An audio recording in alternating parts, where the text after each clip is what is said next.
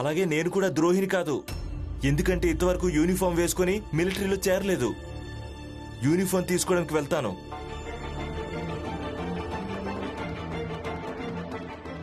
చూడు భీమ్, నేను యూనిఫామ్ వేసుకున్నంత వరకు ఈ విప్లవకారుడికి నయం చేసి ఇక్కడి నుంచి పంపించే. ఎందుకంటే మిలిటరీ ఉద్యోగంలో చేరిన తర్వాత ఈ విషయంలో నేను నీకు సహాయం చేయలేను. అలానే బహుశా నేను ఎవరైనా ఆంగ్లేయ అధికారికి ఏం సమాచారం ఇస్తానంటే మా ఇంట్లో ఒక విప్లవకారుడికి వైద్యం చేస్తున్నారని.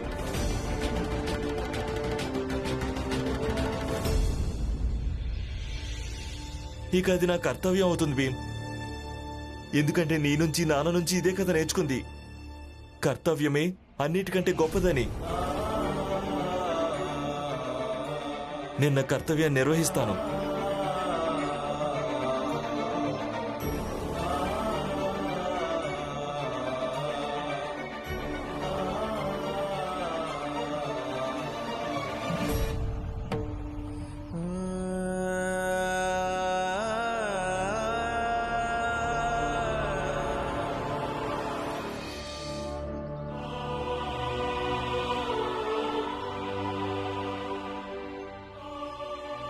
మీ నొప్పి మెల్లమెల్లగా తగ్గిపోతుంది. ఏం బాధపడకండి, మీకు త్వరలోనే నయమైపోతుంది.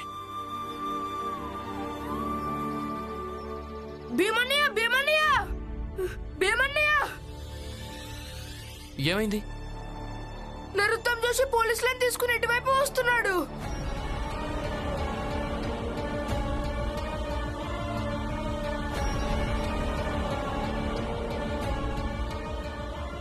ఏమనుకున్నారు? నేను చెప్పకుంటే వాళ్ళకి ఈ విషయం తెలియదనా? తెలిసిపోయింది. ఇక ఆయన పోలీసులను తీసుకుని వస్తున్నాడు. ఇక మీరందరూ కూడా అరెస్ట్ అవుతారు. రామ్జీ, మేం బయటికెళ్ళి ఆ నరోత్తం జోషిని పోలీస్ అధికారి గారిని ఆపేస్తాం. ఆలోగా ఈ విప్లవకారులు ఇక్కడి నుంచి వెళ్ళిపోతారు. రామ్జీ, అలా ఎలా? రామ్జీ బాబాయ్ ప్రభుత్వం కళ్ళలోనే దుమ్ము కొడతారా? అందులో ఆయన పని చేయడమే కాదు, ఇప్పుడు పెన్షన్ కూడా తీసుకుంటున్నారు. దాని విషయంలో ఆయనకు ఎలాంటి భక్తి ఉండదా? ఉంటుంది. అందుకే నాన్న బయటకు వెళ్లి వాళ్లను ఆపారు.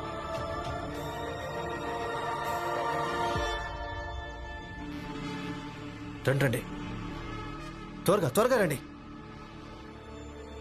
మనకు వీటన్నిటితో ఎలాంటి సంబంధం లేదు అత్తయ్య.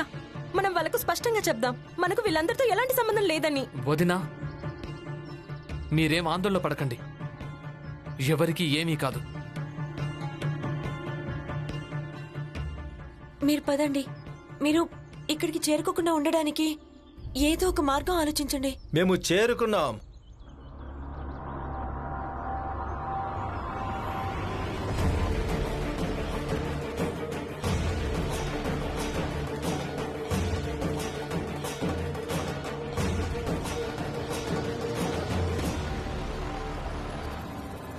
ఇన్స్పెక్టర్ గారు, వీళ్ళు విప్లవకారులు.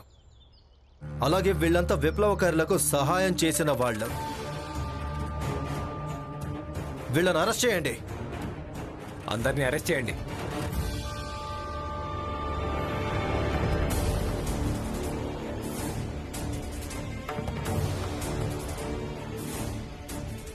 మీరేం చేస్తున్నారు? అందరూ దూరంగా వెళ్ళండి, అరే!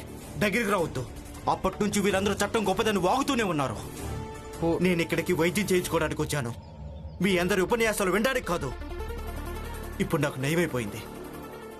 ఇక నువ్వే నన్ను బయటికి తీసుకెళ్ళాలి. నాన్నా, ఒకవేళ ఎవరైనా తెలివితేటలు చూపించడానికి ప్రయత్నిస్తే నిర్దాక్షిణంగా వీడి ప్రాణాలు పోగొట్టుకుంటాడు. నా భర్తను వదిలేయండి. నోర్మై, మీరందరూ మా శ్రేయోభిలాషులని మేము అనుకున్నాం, కానీ కాదు. పోలీసులు వస్తారని కబురు అందింది, కానీ మీరందరూ మమ్మల్ని పారిపోనివ్వట్లేదు. ఎందుకు? మీరనుకుంటున్నారు పోలీసులు మమ్మల్ని అరెస్ట్ చేసి తీసుకెళ్తారని. ఇక రామ్జీ, నీకు మిలిటరీ మీద ఉన్న భక్తి బాగా చూపించావు కదా. దీనికి నేను ప్రతీకారం తీర్చుకుంటాను రామ్జీ, దీనికి ప్రతీకారం తీర్చుకుంటాను. పదండి మిత్రులారా, నా భర్తను వదిలేండి, వదిలేండి నా భర్తను. మీరందరూ ఇన్స్పెక్టర్ సహాయం చేశారు కదా ఆ? ఇప్పుడు ఇన్స్పెక్టర్ గారిని భీమ్ని కాపాడమని చెప్పు. అందరూ దూరంగా జరగండి. రామ్జీ దూరంగా జరుగు, లేదంటే ఇప్పుడు వీడి గొంతు కోసేస్తాను. పదండి నాన్న, పదండి పదండి మిత్రులారా. అయ్యో నన్ను వదిలిపెట్టండి. నువ్వే నన్ను బయటికి తీసుకెళ్తావు. ఆగండి.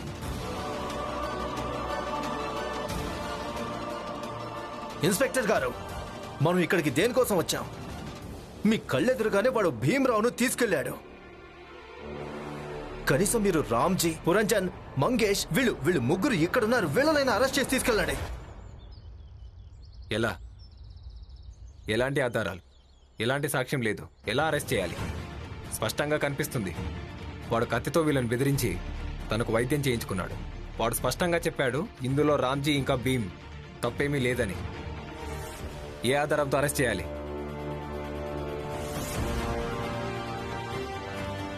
పదండి.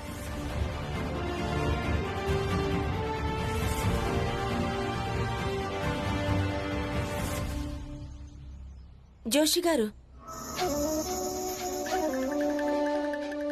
ఈ విషయం మీకు నాకు మాత్రమే తెలుసు. ఆ విప్లవకారులు నాటకం ఆడారని, ఎందుకంటే నా భర్త తప్పించుకోవాలని.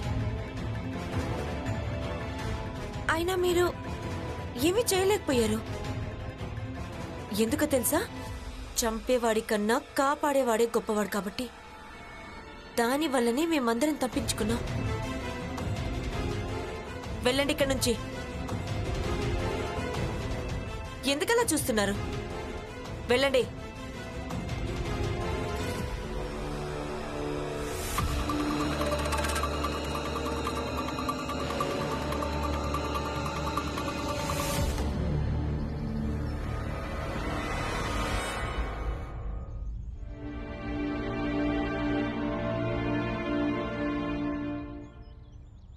మీరు ఎందుకిలా?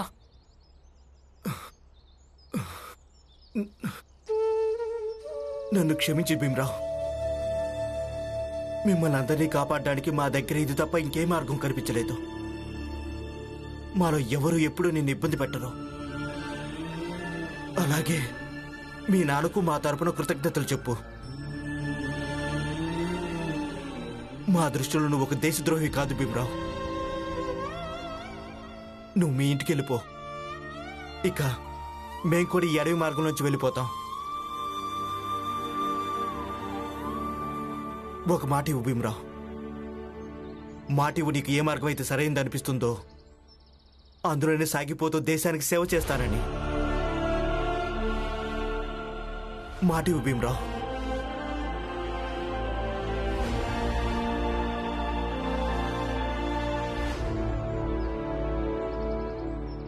నేను మాటిస్తున్నాను.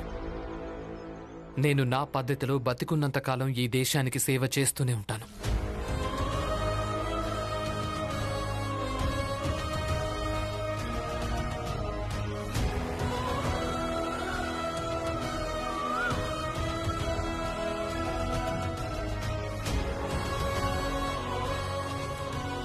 పదండి. ఆగు.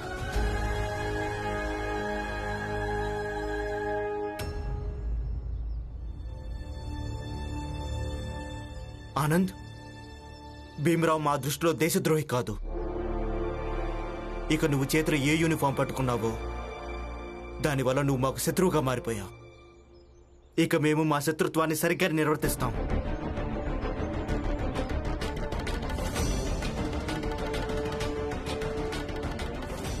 పదండి.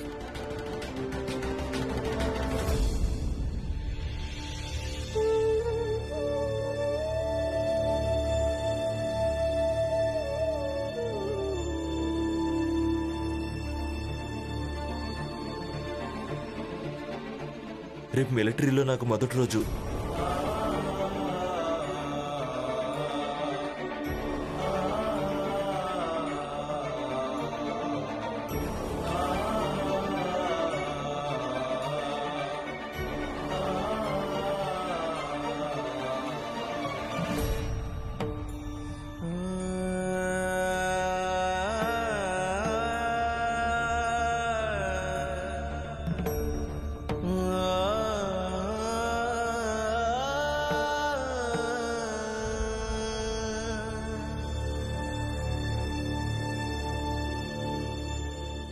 ఏంటి ఎందుకలా చూస్తున్నావు? మీలో ఏదో వెతుకుతున్నాను. ఏంటి? అది మీలో అంతగా ఏముందని మీపై ఏ వ్యక్తి అయినా సరే ఎంతోసేపటిదాకా ద్వేషం, కోపం చూపించనే లేరు. ఆ విప్లవకారులు చాలా కోపంలో ఉన్నారు, కానీ చివరికి వాళ్ళే స్వయంగా మిమ్మల్ని కాపాడారు. ఈ అద్భుతం మీరెలా చేయగలిగారు? ఇదేదో అద్భుతం కాదు. ఏది ఒప్పో దాని పక్కన మనం నిలబడ్డాము అంటే చివరికి ప్రతి ఒక్కరూ అంగీకరించి తీరుతారు. చూస్తుండు రమా, ఇదే విధంగా ఈ సమాజం కూడా మన ఈ జాతిని చివరికి అంగీకరిస్తుంది. ఈ విషయాలైనా అర్థమవుతున్నాయా, లేక ఇవి కూడా కష్టంగా అనిపిస్తున్నాయా? ఇప్పటికీ కొంచెం కష్టంగానే ఉంది, కానీ మీ మాటల్ని అర్థం చేసుకోవడం మొదలుపెట్టాను. ఇప్పుడు మీరు చెప్పిందే నిజం. మీ కలలు ఖచ్చితంగా నెరవేరుతాయి. కలలు నెరవేరుతాయి, కానీ అందుకోసం మన జాతిలో ఉన్నటువంటి ప్రతి ఒక్క వ్యక్తి ఈ పోరాటంలో ఎంత ఏకాగ్రతతో పాల్గొనాలి అంటే ఈ విప్లవకారులు స్వాతంత్ర్య పోరాటంలో పాల్గొంటున్నంత ఏకాగ్రతతో. పద, ఇంటికెళ్దాం.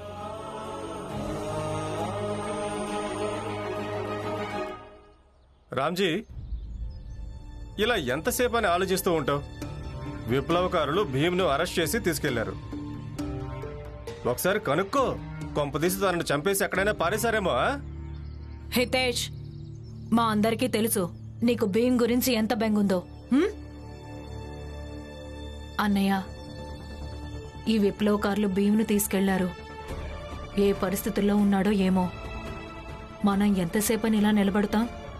మీరు వెళ్ళి ఒకసారి చూడండి.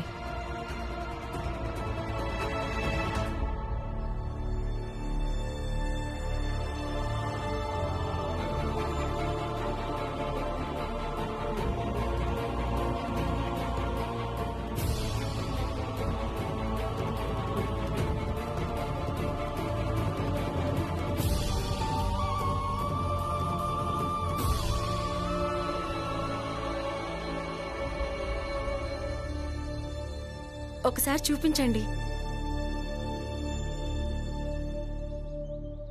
ఇది చాలా బాగుంది. ఒకసారి వేసుకొని చూపించండి. మామయ్య మిమ్మల్ని మిలిటరీ యూనిఫామ్ లో చూశారంటే చాలా సంతోషపడతాడు. ఒకసారి వేసుకోండి. ఇదేమైనా చొక్కా పైజామా అనుకున్నావా? ఎప్పుడైనా వేసుకోవడానికి? రేపొద్దున వెళ్తాను కదా, అప్పుడు వేసుకుంటాను చూడు. అంత ఉత్సాహం చూపించుకో. ఆనంద్,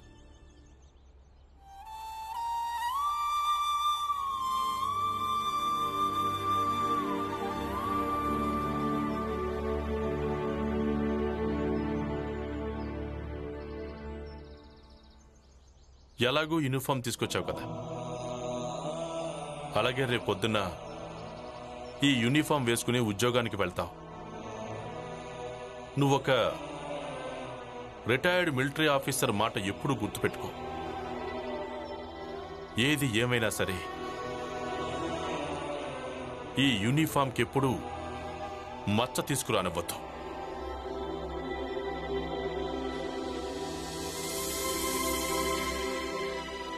తీసుకో. అలాగే నాన్న.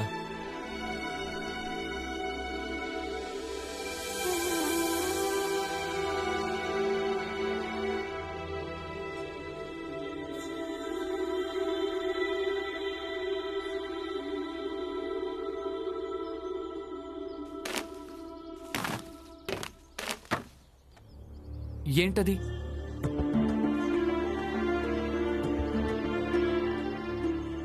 మీరెక్కడికి వెళ్తున్నారు? ఇది తనిలా పుస్తకాల్ని పారేసి ఎందుకెళ్లారు? రమా, ఇవి ఇవి ఇంగ్లీష్ ఉపన్యాసాలు. ఇవి నాటక పుస్తకాలు. కానీ ఇవన్నీ మీ తరగతివి కాదు కదా. ఇవి తీసుకుని మీరేం చేస్తారు? అయితే ఏమైంది రమా? పుస్తకాలు పుస్తకాలే కదా, తరగతివి కాకుంటే ఏమైంది? అయినా నేనెలాగూ కాలేజ్కి వెళ్ళటం లేదు. కాలేజ్కి వెళ్ళి చదువుకోనంత వరకు చేతికి ఏ పుస్తకం దొరికితే అదే చదువుకుంటాను. పద, వీటిని తీసుకెళ్దాం.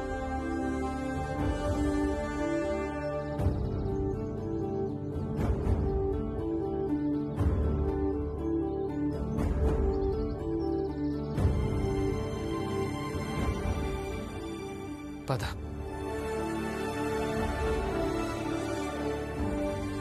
అవి కూడా తీసుకునిరా.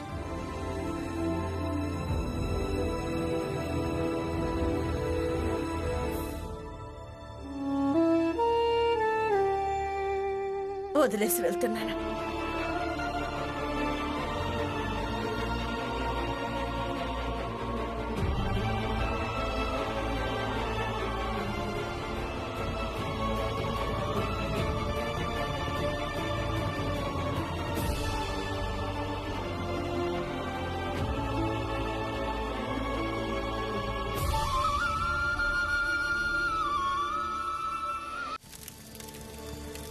పురంజన్ అన్న, నేను పులియ గారిని చాలా గౌరవిస్తున్నాను. కానీ ఆమెతో కలిసి బతకాలనుకోవడం లేదు పురంజన్. పులియ గారు ఏడ్చినప్పుడు నా మనసు కనిపిస్తుంది నేనే ఆవిడ కన్నీళ్లు తుడవాలని. అలాగే తను పస్తులు ఉంటుంది కదా, నేనే ఆమెకు భోజనం తినిపించాలనిపిస్తుంది.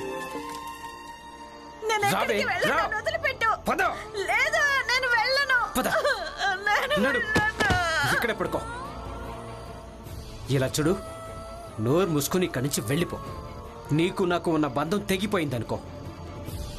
ఒకవేళ నువ్వు వెళ్ళకుంటే పొద్దున్నే సామాను తీసి బయట పారేస్తాను. మంగేష్,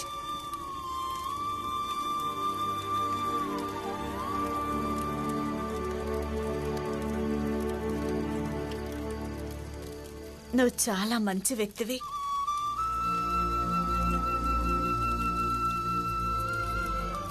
పులియ గారు, ఇవన్నీ వదిలేయండి. నా భార్య ఎప్పుడు అంటుండేది నువ్వు వంట బాగా చేస్తావని. ఎలా వండానో మీరు కూడా తిని చెప్పండి. రండి.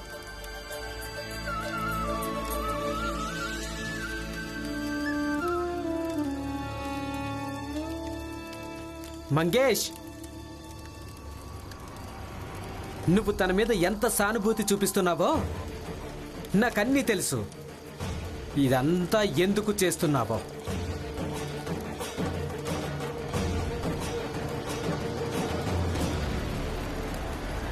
ఏంటి అలా చూస్తున్నావు? నేను చెప్పింది నిజమే కదా. చూడు జోకు, పిచ్చి పిచ్చి మాటలు మాట్లాడుకో.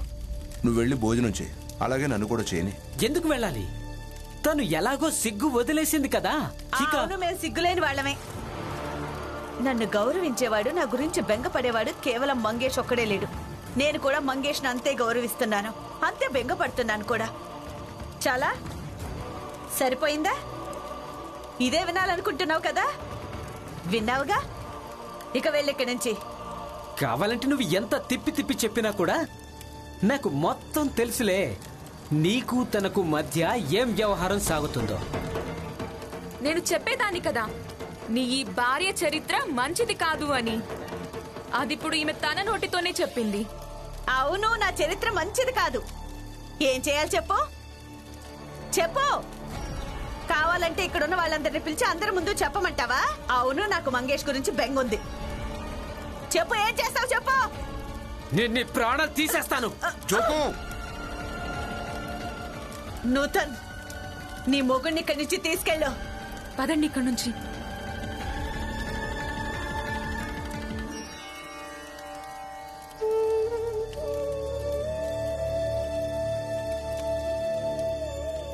ఇవన్నీ వదిలే. మంగేష్, ప్రపంచంలో ప్రతి రోగానికి వైద్యం ఉంది.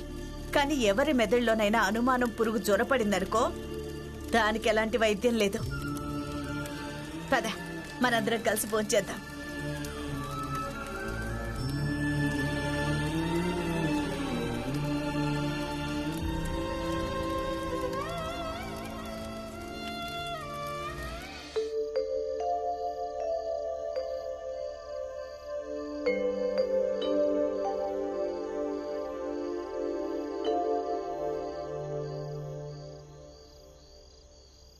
అత్తయ్య నా మాట విని మీరు నరోత్తమ్ జోషిని కలిసి తన కోసం ఎలాంటి ఉద్యోగం వెతకాలంటే భీమ్రావు ఖచ్చితంగా చేయాలి. నువ్వన్నది నిజమే.